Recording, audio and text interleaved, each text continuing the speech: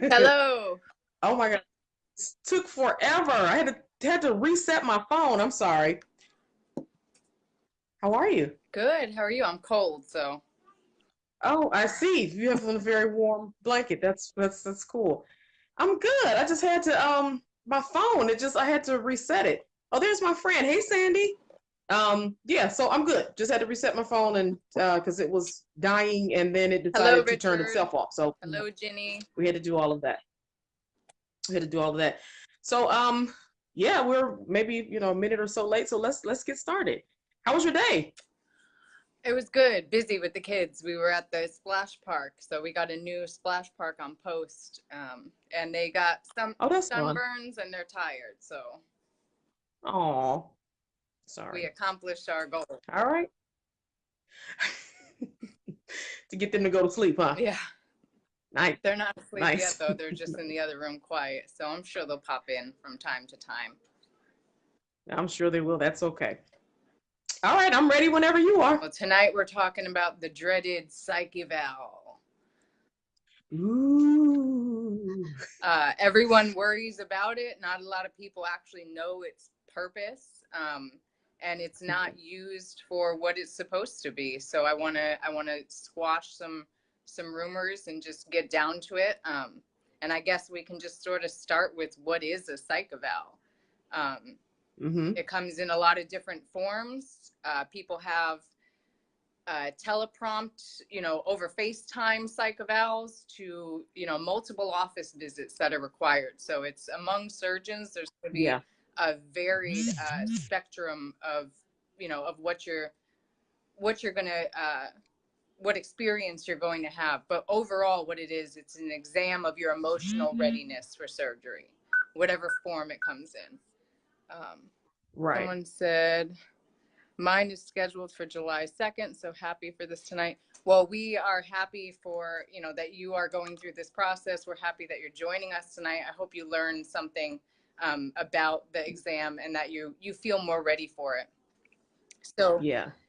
it's an exam that measures your emotional readiness specifically. Why do they require an exam?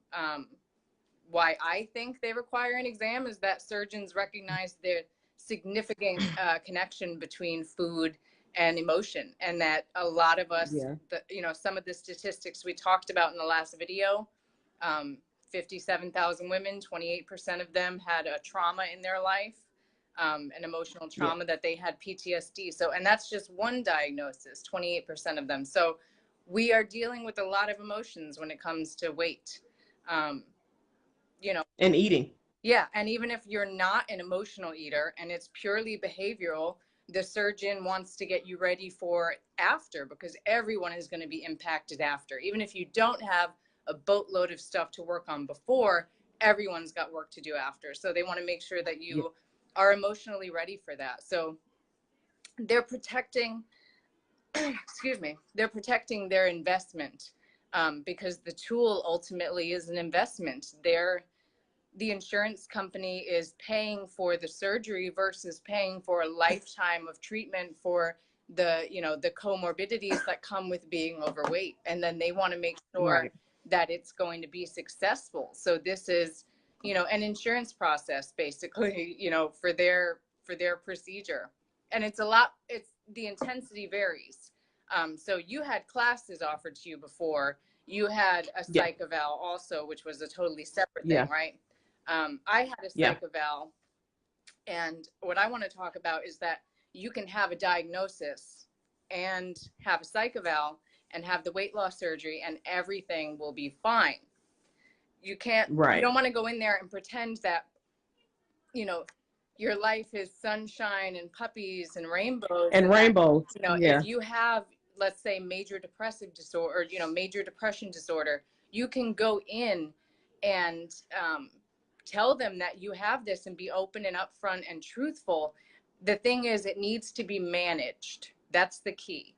So the difference Yeah. between, having, well, I'll get into that in a minute, but the basic thing that they want is, they want you to be ready for surgery. They want you to not hurt yourself after. They, Cause because you can, Yeah. and it's a very real thing, and they want you to be prepared. Yes. So that's what it comes down to, is getting you prepared. And it comes in a lot of different forms, but one of them is making sure that you have your diagnosis under control while you're doing this. So if you have depression, if you have borderline personality disorder, bipolar disorder, if you have an eating disorder, anything like that, as long as it's managed and you've been in treatment and you have a treatment plan going forward, there's no Yeah. reason a surgeon is going to cancel your surgery, which is people's biggest fear, is not being able to go in there and be honest. And then I was going to get into, what everyone's experience was like, but what was your appointment like? Was it just one appointment? No, actually, so I did more than what was required. So I was required to just have one appointment. And I decided that, I really wanted to kind of do some extra things. I wanted to talk about some things because I knew that my weight and the things like the way that I was eating was caused by childhood trauma, from being bullied, from being overweight as a child, being, laughed at and stuff like that. I would go home and cry, go home and eat, go home and do all that stuff. And unfortunately, that habit evolved and it grew with me as I grew into adulthood. So, you get pissed off and you're overweight, or if you're an overeater, you go and you're going to eat whatever it is that you're going to eat. You're going to have whatever it is that you're going to have, and not really necessarily realizing the depth of the problem.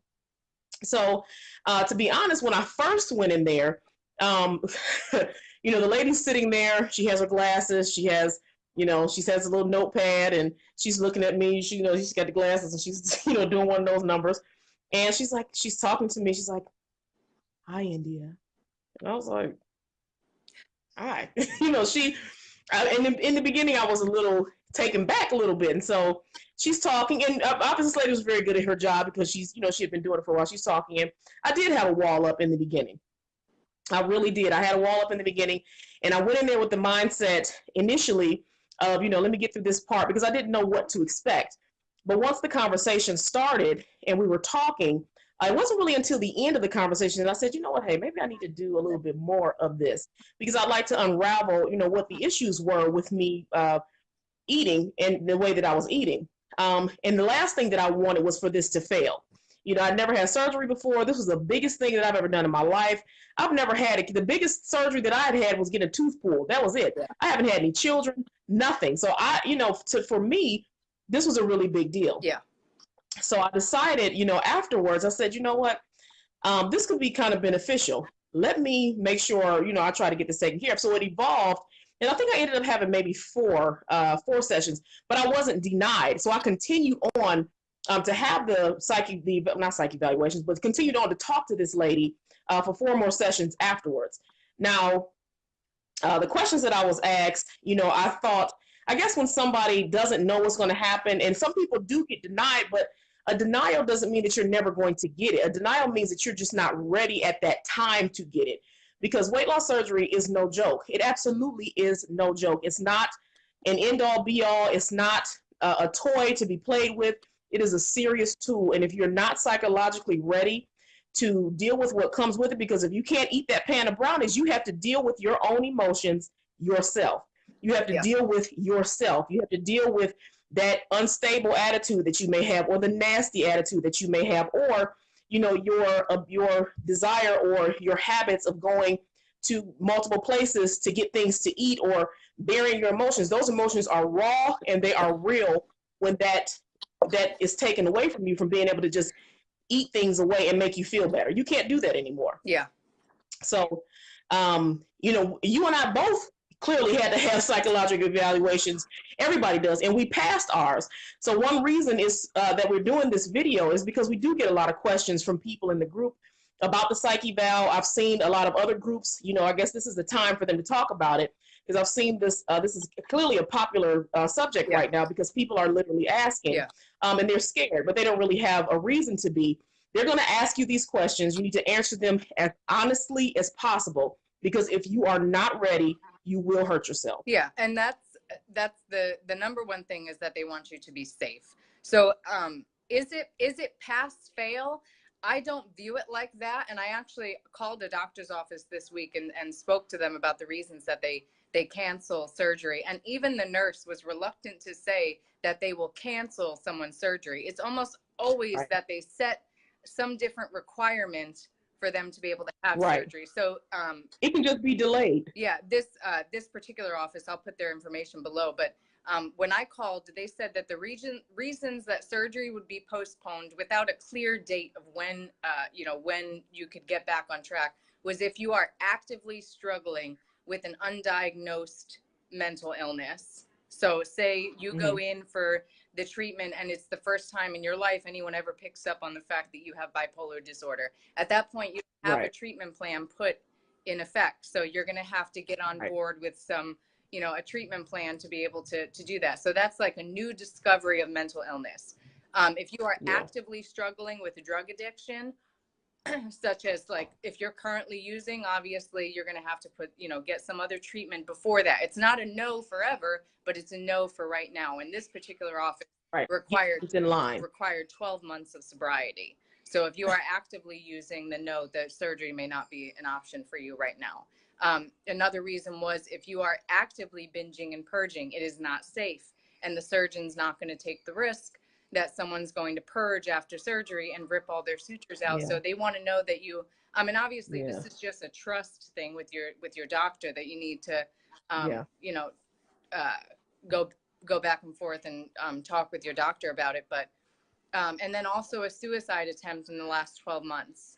They said they do make exceptions for that. If they said 12, 24 months, and that's a case by case, really specific area. But those are really the only circumstances in which you're going to have a surgery that they're like, this is not just 3 additional therapy appointments. We don't have, that's, it goes at your own pace. Whenever you work on your recovery, you'll be able to get the surgery. When you work on your eating disorder, and get that managed, you'll be able to get the surgery. But for right now, they said that would be the closest they'll come to canceling someone's surgery. And then there's people who just outright say, no, they won't follow the rules or the program. And then of course your surgery date will be canceled. But most other circumstances, they're going to require, if they feel like maybe you have some unresolved issues, but not necessarily, a personality disorder, they're going to give you some additional therapy, additional classes. That's what I was required to do, was additional classes specifically for bipolar disorder and weight loss surgery. So just because the ups and downs,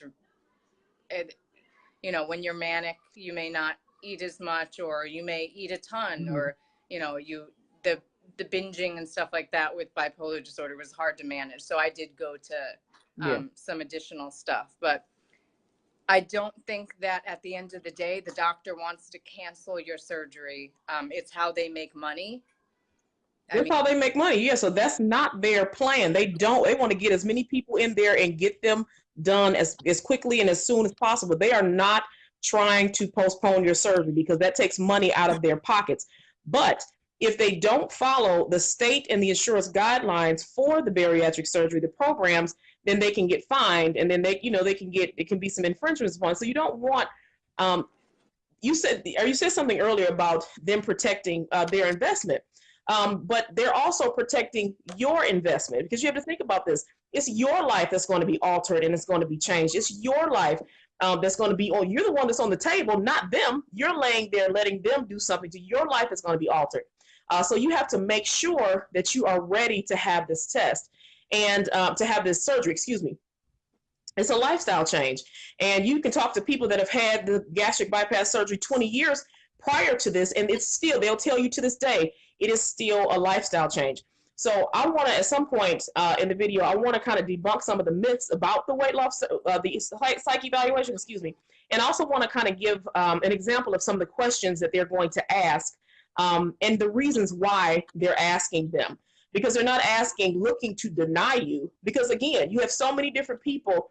The psychiatrist, she's getting paid per person. She wants you to, if anything, they would push you to the side and say, let's have more. They're not going to push you through in one session if their purpose was to make you fail. If that was if they just want you to fail the psych eval, they're going to try to make sure you get 6 or 7 more sessions so that they can get extra money. But that's not what they're trying to do.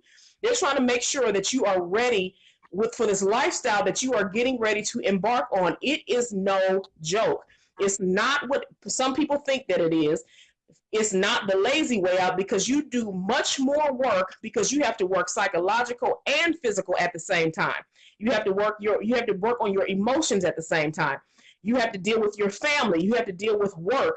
We had people today asking questions about, what excuse they could use at work, because they didn't want to really explain to people what they were doing.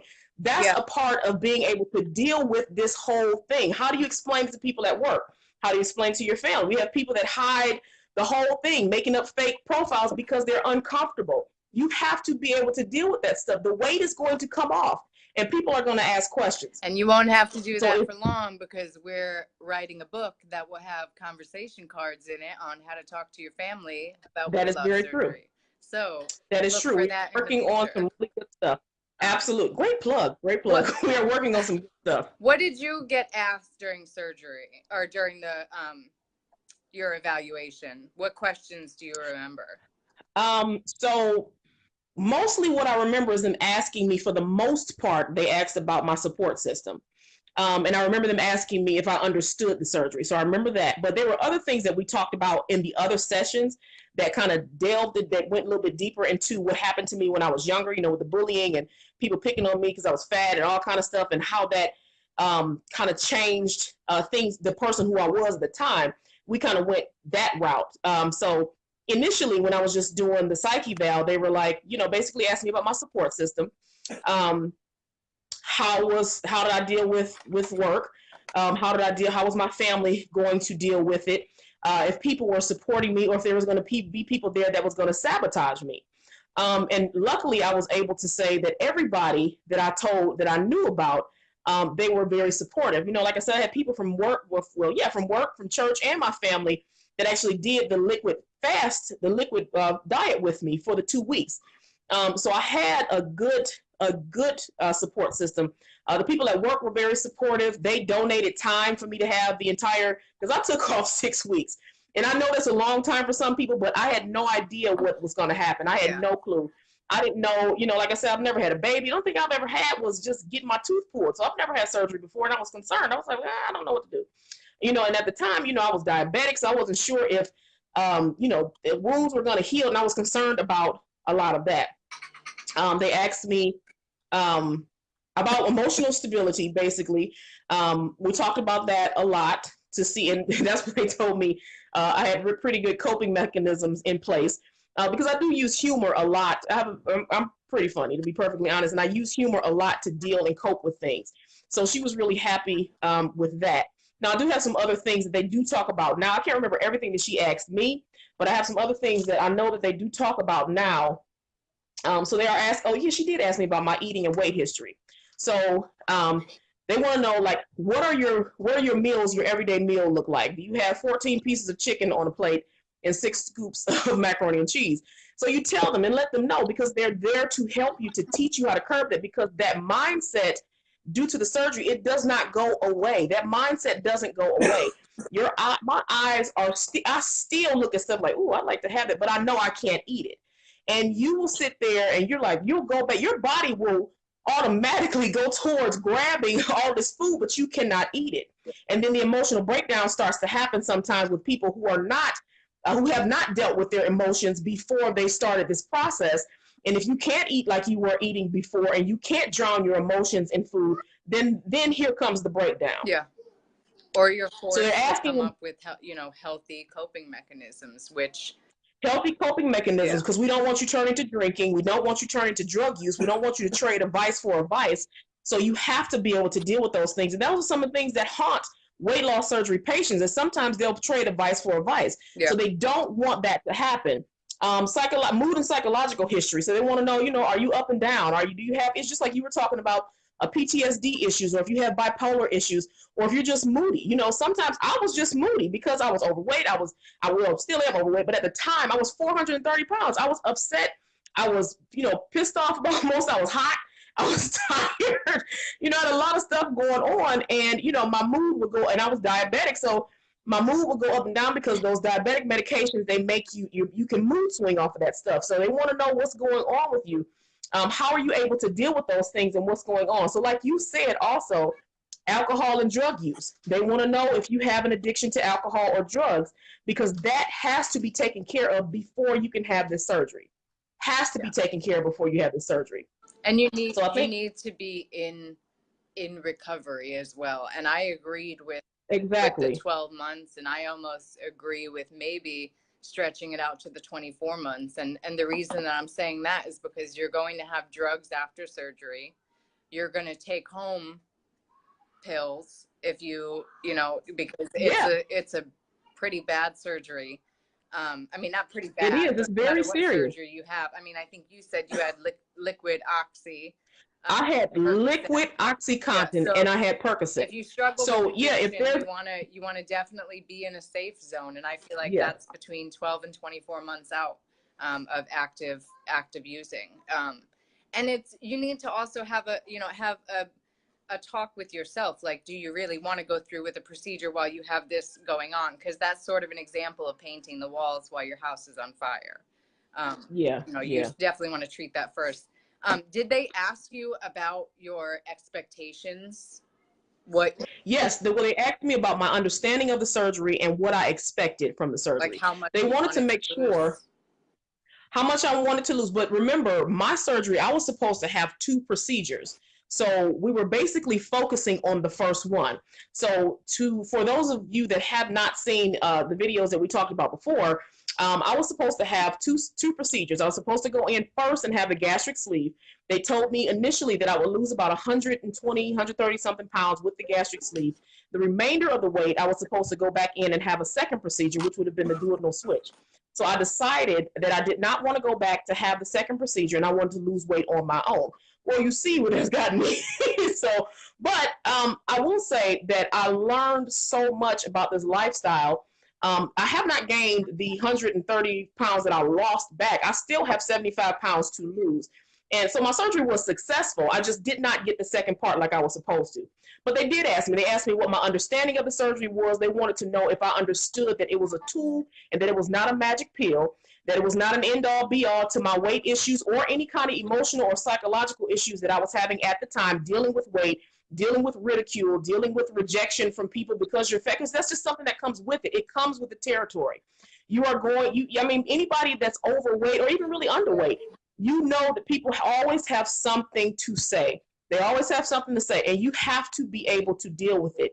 We have people in the group that talk about they can't go to social gatherings because their families are going to badger them about, how they're going to eat. How are you going to deal with it? Yeah. How are you going to do? You have to be able to deal with things like that. So those are the kind of things that they come up with. They want to know, what your, like I said, your social support, what that looks like. And then your understanding of the weight loss surgery, your understanding of your protein requirements, your liquid requirements, hydration requirements, supplement requirements that you have to carry out for the rest of your life. It's not something that you can just do for a couple of years. Because like I told you all, I lost 3 teeth because I was not taking stopped taking vitamins like I was. And I kept trying to figure out, like, what is going on? I kept asking my dentist, why am I losing? What is the problem? I lost 3 teeth and they're not rotten or anything like that. And he was like, he didn't know, but he didn't know that I'd had surgery. So when I told him that, he said, that's connected to that weight loss surgery. Are you taking your vitamins? So when I figured that out, then guess who had to get back on vitamins? This person right here. So this is a life. You have to be ready to, this is the rest of you. You are married to this surgery. You are married to this procedure. You are married to the lifestyle changes that you have to implement in your life. You are married to this now. Yeah. You're married to it. And it's not a marriage that you can get a divorce from because it's there. Yeah. If you get that sleeve, once they cut your stomach is cut. Now, there are some procedures that they can reverse, but that sleeve, you're done. Well, you're married to get a surgeon to reverse your surgery, you have to be having some pretty major complications. You can't just go in and say, I don't like this surgery anymore. I want to eat cheeseburgers. No, you can't do that. And they're going to put you under, because at this point, it's a really dangerous procedure. My reversal in June will be, first of all, it's the surgeon that's doing it is, he's absolutely fantastic. He's been a surgeon for probably 30 years. He's like special ops in the military. I absolutely Yeah. trust him with my life. But every time he Good. puts me under and cuts me open, there's more and more of a chance that I'm not going to wake up. So would he ever do an unnecessary surgery? No. So you can't just turn around and say like, oh, well, it's reversible. It's reversible. You have to have a surgeon who will reverse it, because what are you going to do? Knock on your neighbor's door and say, I need you to do this? You have to have a board certified surgeon agree to reverse your surgery. Yeah. They're not going to just say, oh, because you want to go back to bad habits, let me put my, let me reverse this. Absolutely not. Line. Yeah. Right. So you're married to this. And it's this surgery. You're married. It's the first time where no matter what, you are forced to stay on this horse, because before it's no getting off. Fall off a diet, and you can stop doing keto, and you can give up veganism, and you can do all this stuff, but you can't get your stomach back. So they need to know that even though you've never followed through with anything before in your life, that you're going to follow through with this. And you're meeting this person probably one time, maybe 2 or 3 times if they request to see you more. But or if you request, like I did, I requested it. I wanted to talk more. You can request more sessions if you want to. It doesn't have to be necessarily because the psychiatrist decided to request it. You can ask. Knowledge, I can't stress it enough that knowledge is power. This is your life. This is not something that you can toy around with. This is not something that you want to go into without 100% understanding of what you're getting yourself into. That psychiatric evaluation is very important. And it's important because it prepares you for the emotional and the behavioral changes that you're going to have to implement prior to and after this surgery. What I want to also interject real quick is that during your evaluation, at some point, they're going to mention that there is a 1 to 3% of complications and or, that it could be fatal. Can you deal with having, major complications and the emotions of that? And this is something that I talk about all the time, and that I know that Jessica talks about in the group, is the guilt of, having hurt yourself, and having because you have a feeding tube now. Can you live with having done that to yourself? And it's a thing that I can. I'm at the point where I've done a lot of, real soul searching and therapy and stuff like that to be able to accept that. But some people on the page are struggling with it, that are still throwing up every day or having complications, saying, why did I do this to myself? So the psychiatrist needs That's the first question. Christina Yvonne says, you don't buy a car or a house without details and knowledge, and you don't do the surgery without, and that is so true. You've got to understand exactly what you're doing to yourself, because you don't know, first of all, you don't know how your body 100% is going to respond, because when you went in, you didn't realize that 8 to 10 years later that you were going to have a feeding tube. You didn't realize that. I didn't realize that I really actually should have had that second surgery. But I'm still living my life in a way that I've had the bariatric surgery, and I still have to eat my protein first. I still have to, drink my water or drink my liquids after I've had my meal. 30 minutes after, I cannot drink while I'm eating. I still can't drink while I'm eating. I still can't do a whole lot. This just, you have to, this is not, they're not playing with you. You have got to understand the severity of what you're doing. Now, is it the best thing that I could have done for myself, for my life? Absolutely. Absolutely. I would not change my decision for nothing. I wouldn't change it for the world. I think that this is the best thing that I could have done for myself. I think it's the best thing that I could have done for my family. I think it's the best thing that I could have done for my future. And it's been a 9-year learning experience. It's been a learning experience. So I think right now that if I was to choose to go back to get the second surgery, that I am 100% prepared to go back and do that, which I still have the option to do. But I've been out for 9 years. This has been my life for 9 years. This has been my husband for 9 years, because everything that you do revolves around this surgery. You have got to understand that when you decide to do this, that this is not a toy and it's nothing to play with. So Roxanne says, can she see a before pic from Christina or from me or from both? We actually have our before pics. Well, we can post them in this. We can post them in this afterwards. Yeah, you can absolutely see a before pic. But I just want to make sure, because with Christina, what she was talking about with having psychological issues, hers stemmed from childhood trauma and stuff that she endured through her life as well.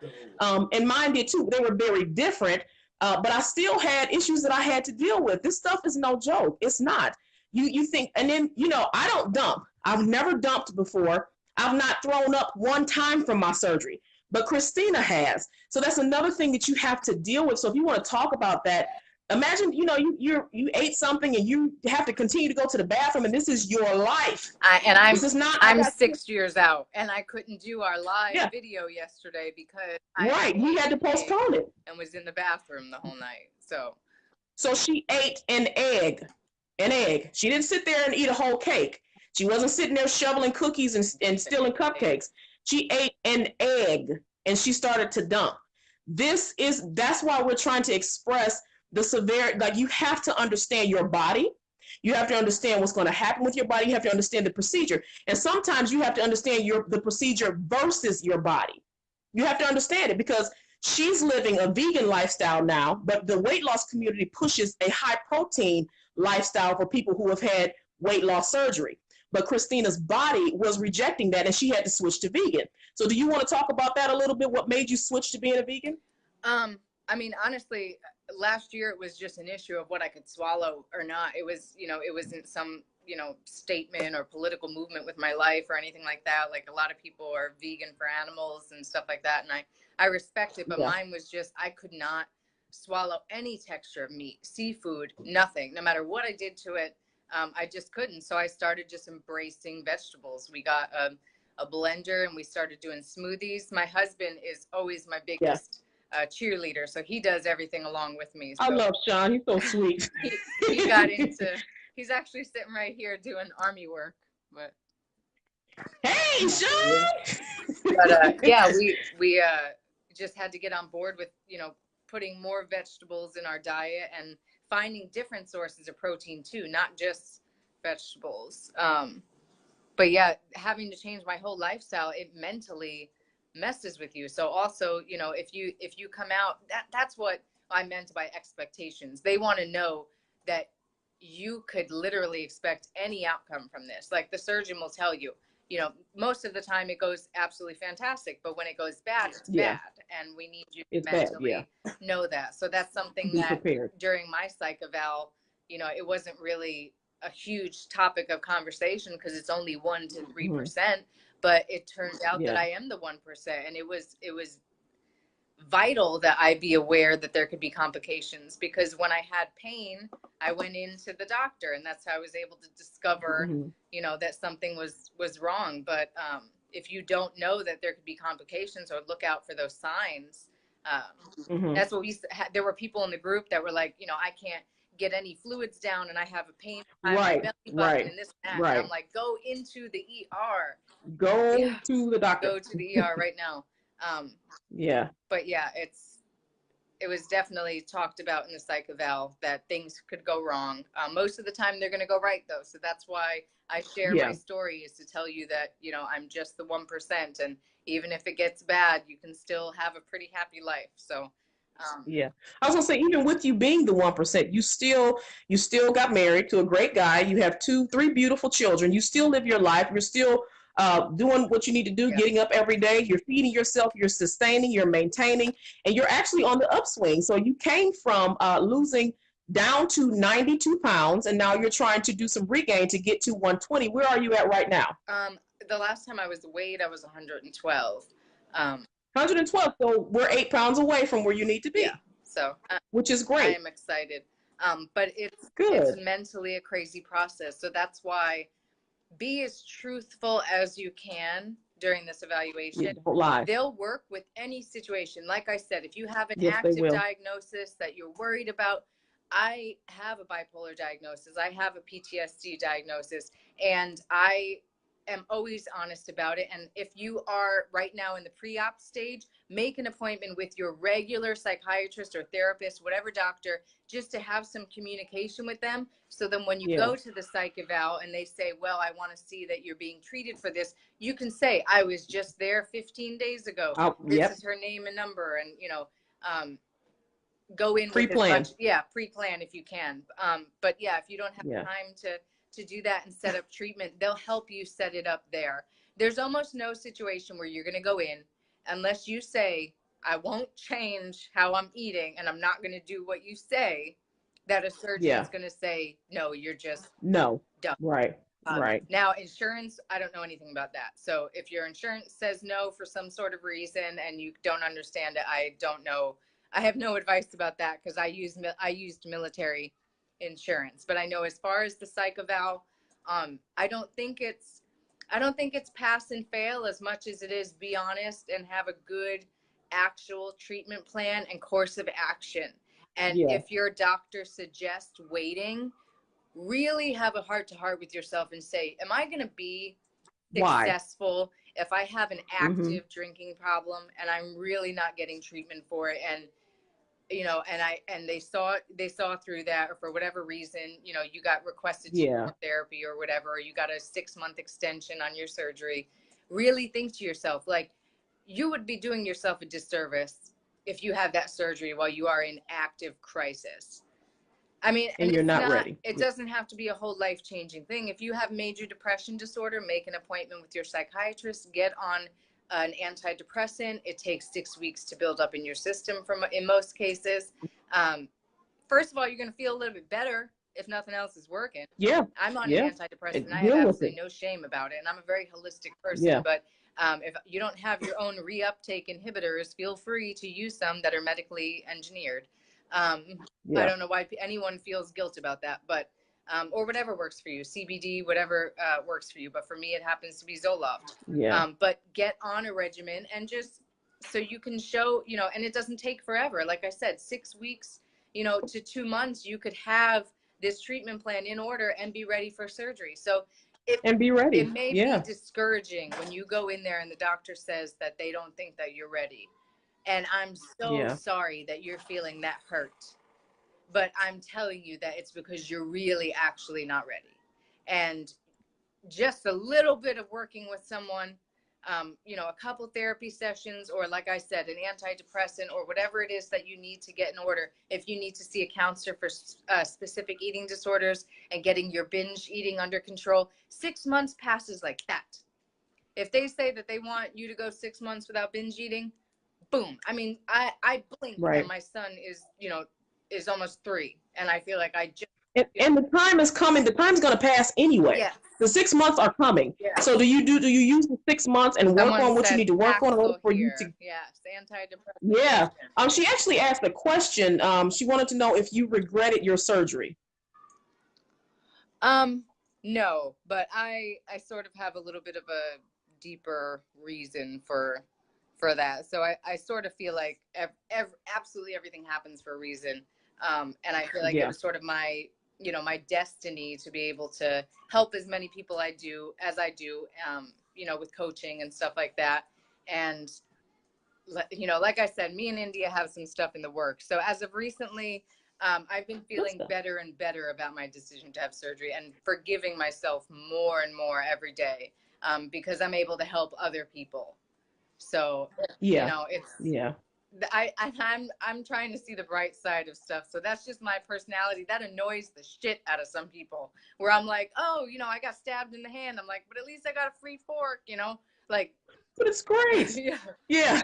So at least I know my blood's red. Yeah. So, but you know what? You have to, if you spend your life in a cloud of depression, your life's going to pass you by. You're going to look up one day and you're going to say, what happened? Yeah. So, you fight to regain happiness. You fight to regain, some sense of normalcy and joy in your life, regardless of what happens, even if it's not weight loss surgery. If you've experienced, traumatic things, you do try to find some way to kind of normalize your situation. If somebody has experienced a financial crash, it's normal for humans to try to find something that just kind of levels things out. So I think it's great that you look for the silver lining, because it's better than looking for the black line or just being depressed and frustrated all the time. Who wants to live their life like that? Yeah, I have to. With all the like negative stuff that has happened, I absolutely have to see the stuff. And I think you do a great job with it. So, and I guess the bottom line of it is that we want to just make sure that people are are informed. You know, don't lie when you go in there. Tell them the truth. If they tell you it's an extra 6 months, the 6 months are coming anyway. Yeah. Don't try to go to another doctor and try to get it, you know, backdoor, some other kind of surgeon or whatever. Don't do that. You need the help. If they say that you need the help, get the help, because post-op, the party's just starting. Trust me. You want to take care of as much as you want to take care of on the front end before you actually have this procedure. So psych eval, learn as much as you can learn about the surgery. Learn as much as you can learn about the nutrition requirements. You know, learn about what you need to learn about as far as taking care of your emotions. You need to learn how to do that stuff. It's very, very important. It's very important. Can you deal with dumping syndrome? Can you deal with throwing up? Can you deal with feelings of depression? Can you deal with alienation from your family and your friends if you do not have a rock solid support system? You know, you have people that are going to say, oh, you do need to eat. You know, right? You going to die. I had somebody ask today, they're like, I guess they were concerned with being malnourished. And her friend, who was just concerned, said, you know, if you reduce the size of your stomach, are you going to be able to have as much nourishment? And she honestly really just did not know the answer to the question. So we were trying to help her and let her know what she needed to say. But that's a very real issue in the weight loss surgery community, is malnourishment. Take the vitamins. I told you I had to lose 3 teeth to understand that I needed to take my vitamins. So it's an all over thing. The psych eval is a big part of it. Please do not lie. Don't lie. It's not worth it. You have to be prepared. If you get delayed, it's just a delay. It's not a denial. They're not telling you that you can't ever have the surgery, but there are issues that need to be addressed before you take the plunge. And it's hard because we have personalities that we all want instant gratification. We want instant, right. You know, the instant flavor and taste, and you know, we're used to having that control. So being told no, we can't, you know, have the surgery right now, can't deal with not, because as soon as we decide on surgery, I don't know if it's anyone else, but for me, I was like, you know, just trying to rush. Let's do it. You know, a lot of people are like, how fast am I going to lose surgery? And they're just, you know, 0 to 100, but just, you know, just slow down and really, you know, you really have to put major thought into the decision that you're making. But then think about this too. If they tell you no and you have a problem with it, that's a problem right there. If they tell you have to wait and you don't want to wait, because when you're eating with this surgery, you'll be waiting for the rest of your life. I'm trying to tell you, this is not, you think you're going to gobble down. So wait till you get some food stuck right here and it's not going anywhere. Because normally before surgery, you get some food stuck right here. You can drink some water to get it down. No, you can't do that anymore after surgery. You drink that water and have some food stuck right there. The water's going to sit on top of the food and that stuff starts to expand. And that is the worst pain that you ever want to experience in your life. You are going to have, you're going to be waiting. This is what it is. It's a wait. Yeah. It's a wait to finish your meal. Yeah. It's a wait to eat. It's a wait to have something to drink. If you're somebody that likes to guzzle down beverages or pop or something, why you cannot do that anymore. Because one, you don't have the space to do it. And two, if you stretch your pouch, you're going to ruin all the stuff that you just did to get the surgery in the first place. I love when people will ask, you know, why do I have to do the supervised diet beforehand? They need to know that you have some semblance of self-control to be able to not like literally hurt yourself. Because you know, you'll hear whenever people talk about surgery, you'll hear like, oh, well, this person ate so and so and their stomach blew up. No, what happens is that person, you know, completely overate and didn't listen to any of the rules of surgery, or maybe they ate something that expands, because if you get enough rice down and it expands in your pouch, you can burst your pouch.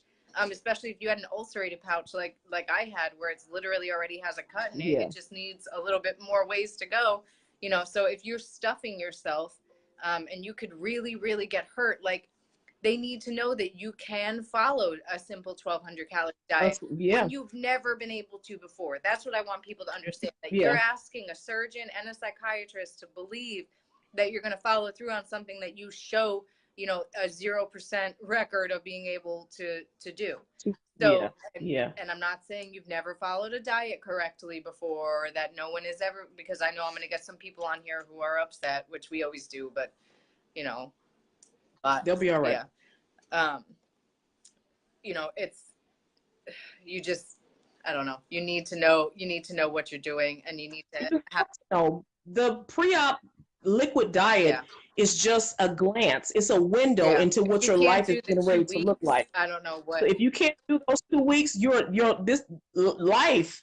You know how people get a life sentence? Life. It's not, yeah. this is not something that you can be on this diet for 6 months or this way of eating for 6 months and then that's it. Now, do you have people that gain their weight back? You have people that, do stuff. Of course, you have some people that do that. You have people that just don't listen. Do you want to be one of those people? Ask yourself, do you want to alter your body's anatomy? Do you want to alter your stomach? Go through all this stuff. Some people, it takes a year to get the surgery, 6 months to take the surgery, to get the surgery. Do you want to do all of that and then at the end of it, then mess it up because you didn't prepare in the beginning? No, you don't want to do Yeah, that. you want to The be purpose for as you getting prepared this as surgery possible. is because you want to solve a problem. You want to solve a problem and you want to feel better about yourself and you want to be healthy. And the problem that you don't want to get into this and you don't want to hurt yourself. You don't. Yeah. The And you the have time is listen, going to pass anyway, like India said. Because anyway. we had, okay, so one of our OG Uncensored members she got cut the other day, Crystal. Crystal, I can't pronounce your Okay. last name. You know who I'm talking about.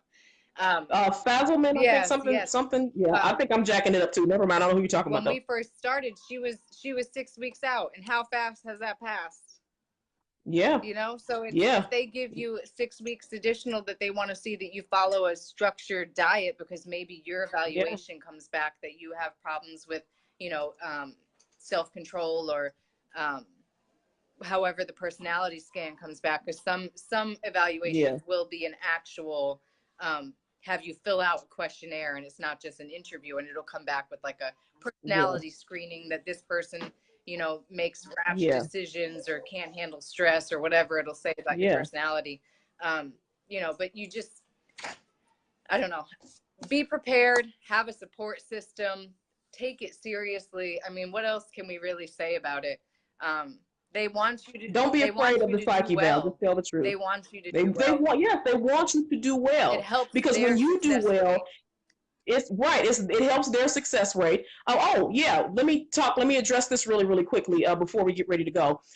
If your surgeon is going to have some suggestions about your psychiatrist, but if you're not comfortable, research this person that you're getting ready to pour your heart out to. Basically, you can make your own decision, and you can choose someone within your insurance's network to have the evaluation done. If you had a friend who went to somebody that was great and maybe they're inside your, because I used Medical Mutual at the time, so I had the option to do some extra things. So if your insurance is going to allow you to do some extra things, research the site, just like you're going to research the surgeon, and don't let somebody just cut you open and you don't know what's going on.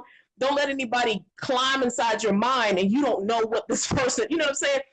Figure out who it is. Google the person. See what their patient reviews are. See what the people say about them. Look at the person's treatment histories. Talk to the person before, or talk to the office before you have you set up for a treatment plan. Do all that. Do your research. I can't stress that enough, because this individual is going to be the person that's going to say, okay, you're ready for it right now, or you need a delay, or hey, let's talk some more. Or you might say, hey, let's talk some more.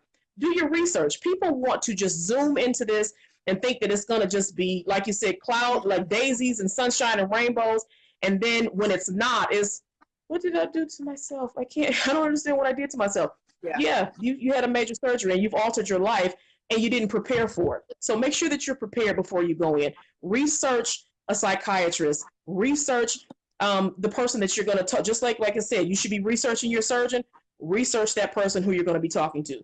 Let's see. Christiane said, "You guys are amazing. Thank you for always being willing to." Oh, thank you, Christiane. She's a sweetheart. Yeah, she always gives us really good comments and really good support in the group. So yeah, we love her. We love sharing because we're able to, to help you guys. I just want to sort of end with this note that if you need help finding a doctor and you're not embarrassed, just message me directly and I'll help you find a psychiatrist in your area. I can sort of decipher the reviews because I've seen enough of them. So I mean, I can sort of tell from what the patients say about them if it's quality or not. So if you're having issues, finding a doctor will definitely help you. If you are overseas, I know some women and men, unfortunately, that are having the procedure overseas don't have access to the same stuff we do here in the U.S. Yeah. So I want to find some resources, maybe about even mobile therapy, and I'm going to post them to the group. But I was thinking about people that are overseas that don't have the same requirements, or Access, yeah. for self-pay if you are interested in any sort of therapy after self-pay, and you know, like Okay. the telecommunication sort of thing. I can post some, you know, some info Yeah. about that below. Self-pay should get it too. So, because I've seen a lot of people say, "Oh, I was self-pay. I didn't have to do the psych eval." No, you should have You done that should, as well. yeah. This is still, it's still surgery. It's still, some issues that may come along with it. So even if you're self-pay, think about this. Try to get in there with a psych. It's not going to hurt you. If even if you're paying for it out of pocket, it's just an extra step to ensure your success. So, Yeah. with that, I'm done. I want to thank you all so much for tuning in with us. Thank you for the faithful people that watch us every Sunday at 8:30. We did have to do it again, today, Monday, which I think was a little bit better because Christina wasn't feeling well yesterday and I was with my family. But I thank you so much for tuning in. Thank you for everybody who's always so supportive. You guys are great. We will come back next week, Sunday at 8:30 with another topic. Until then, I'm out. Christina, you got any good goodbyes to say? No, I think next time we should talk about meal prepping, and people should give us their best recipes. Oh yeah, because we had a lot of people asking about that. Yes, Yes, we'll do post your meal best prepping. recipes for us, please. Yes, we can do. We'll definitely do meal prep, and maybe we'll split it with something else because I think we got a couple questions about another subject. I just can't remember what it was, but meal prepping definitely because we had some guys that needed some help with that. Okay, all right, you're on. Well, we will see you next Sunday, guys. All right, guys, bye.